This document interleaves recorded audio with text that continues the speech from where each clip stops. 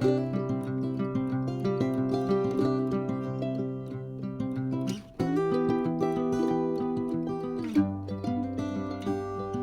define belly fat as excess weight around your midsection. That fat is under your skin and is also around your internal organs, around your heart, around your kidneys, all of these internal organs, and it is really bad. It has been linked to type 2 diabetes. It has been linked to heart disease. When you have that excess belly fat, you cannot breathe. And listen to this. It's also been linked to premature death. So it is really a bad thing.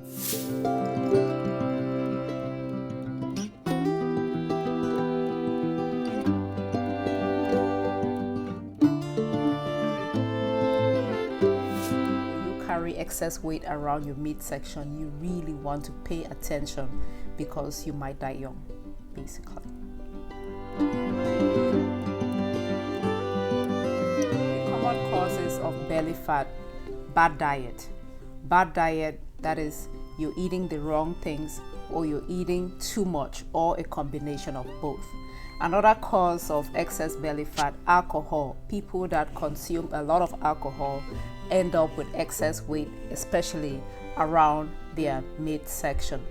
Then a sedentary lifestyle as well, which just means that you're not exercising enough, or you don't move, you're not physically active.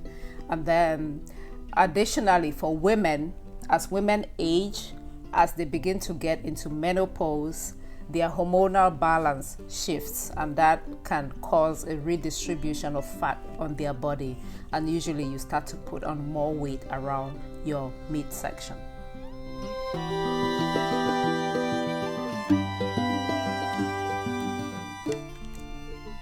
For women, if your waist circumference is more than 35 inches, grab a tape, measure your waistline. If it is more than 35 inches, it is not good. Then for men, it is 40 inches. If your waistline is more than 40 inches, then you are at risk for disease, for premature death, and so on and so forth.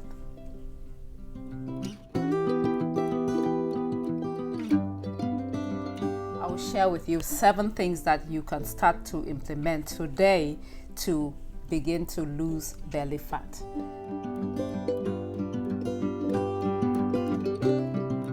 Not overeat. It's as simple as it sounds. It means if you are not hungry, you don't have to eat. And when you're hungry, you don't eat until you're full. You eat until you are no longer hungry.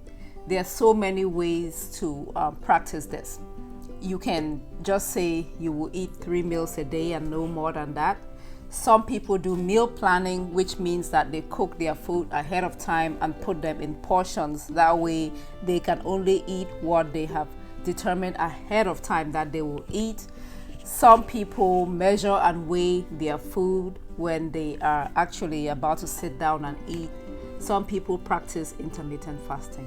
These are all different techniques to help you not eat too much, because at the end of the day, whether you're eating unhealthy or healthy, if you eat too much, you have taken in too much energy than your body needs, and then you end up with weight gain. And that weight gain can go all over your body as well as right here in the midsection, and you end up with that belly fat. So the number one thing, it is number one because it is like the top thing that you can do not overeat. The second tip is to eat mostly vegetables. When you do eat, what you want to see on your plate as the most volume should be leafy vegetables. I'll prefer like green vegetables, but a wide variety of vegetables is okay. Wide variety of colors. You want that volume to come from veggies because they are low in calories and they are high in all kinds of nutrients that your body needs. You can never go wrong with having a lot of veggies. So make your plate, full of veggies. I will say about 1 pound of veggies a day, or about 5 cups of vegetables a day would be something to shoot for. Tip number 3, alcohol detox. Okay, you can maybe say you will go for 21 days without alcohol. Just do a detox and see how that goes. But the idea is to reduce or eliminate alcohol consumption. That will go a long way to helping you with losing belly fat. The reason why alcohol is bad for belly fat is that it causes a shift in your hormonal balance. You end up with more testosterone than estrogen, and that can cause you to deposit fat around your midsection. Look at men who drink beer. You've heard about the beer belly, right? Yeah, that is what alcohol does to you. And if you're a woman who drinks alcohol, then instead of depositing fat around your hips, which is where women deposit fat because they have more estrogen, you start to have more testosterone, and that shifts in testosterone versus estrogen causes you to build belly fat. So go on an alcohol detox is something that I would recommend. Tip number 4 is about exercise. I really wish there was a way we could all get around having to exercise. If we were all very active with our jobs, nobody would require exercise. But most of us, let's face it, we have desk jobs. So we're sitting behind a computer, most of us, all day long, which means that we intentionally have to figure out ways to raise our heart rate. That is what exercise is. It means you're exerting yourself intentionally. And 250 minutes of exercise a week is what I will recommend if you're really trying to lose belly fat. That translates to about 50 minutes a day, exercising 5 days a week. Or if you're doing just 30 minutes a day, basically it means you have to exercise maybe 6 to 7 days a week, I don't know.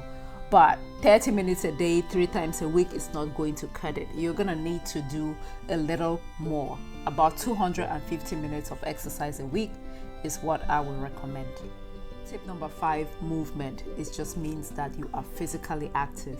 You're not sitting down throughout the day all the time. You get up and walk. And there are different ways to measure that. The easiest way is to measure your step count.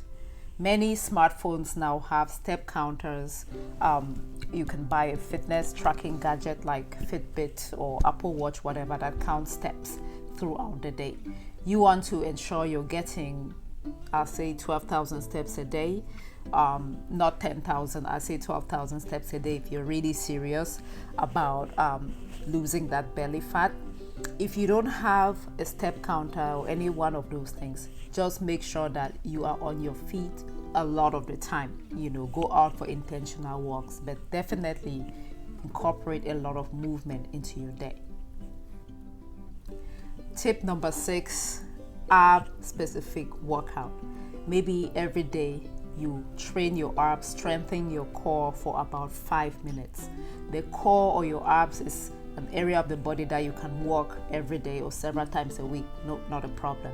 So you can make it a habit to exercise your midsection. Make sure that you do some type of plank, some type of scissors, leg downs. There are tons of ab exercises out there, but you can exercise for, you can work out your midsection 5 minutes a day. And tip number 7, apple cider vinegar or green tea. So what you want to do is already be implementing the 6 things that I've already talked about. And then if you take apple cider vinegar or green tea, it is going to help you boost that weight loss. Okay, so if you just go and start with apple cider vinegar and green tea without first, making sure your diet is on point and exercising, that is not going to work. I need to say that. All right, guys, a word about the apple cider vinegar. You want to look for organic, you want to look for raw, and you want to look for with the mother. The brand that I use is Bragg apple cider vinegar, and you never want to take your apple cider vinegar straight. Always dilute it with water. 1 tablespoon in 8 ounces of purified water. Okay, so that's what I would recommend, maybe up to 3 tablespoons a day. So you can take it before breakfast, take it before lunch, and then maybe take it before dinner.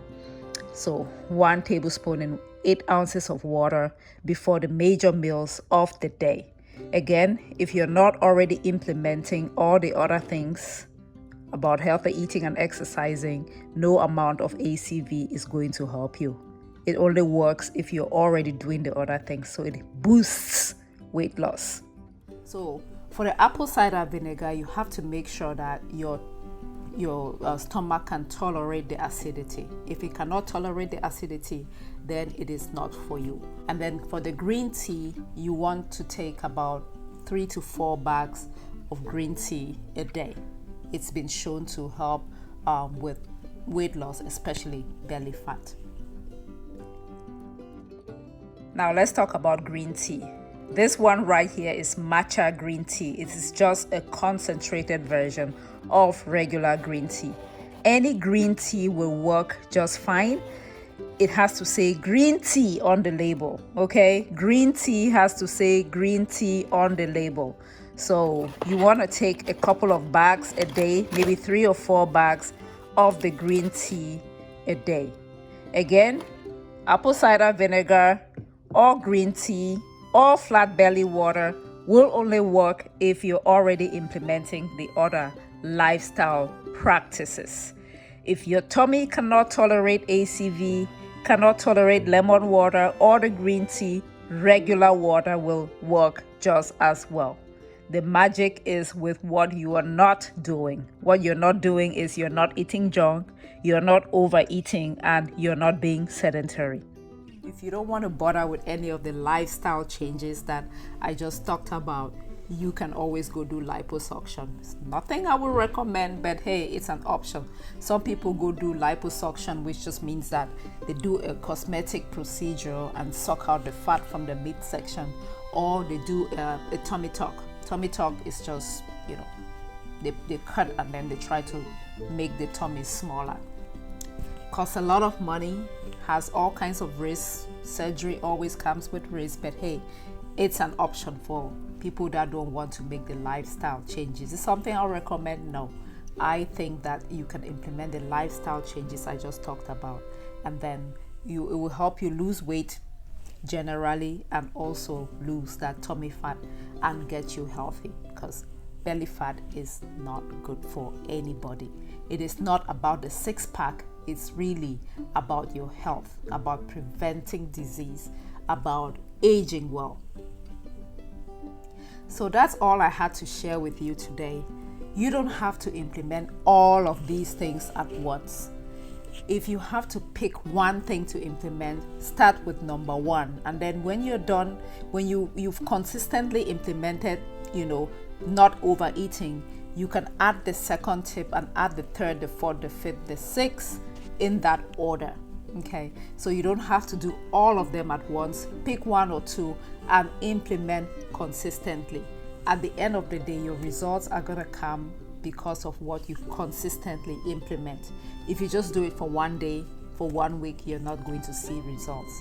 And don't forget to always measure your waistline, okay? Everybody should have a tape like this one and measure their waist circumference regularly. Thank you so much for watching. If you've enjoyed this video, do not forget to subscribe. Do not forget to leave me a thumbs up, share, and continue to love and care for the one and only you that there ever will be. Bye, guys.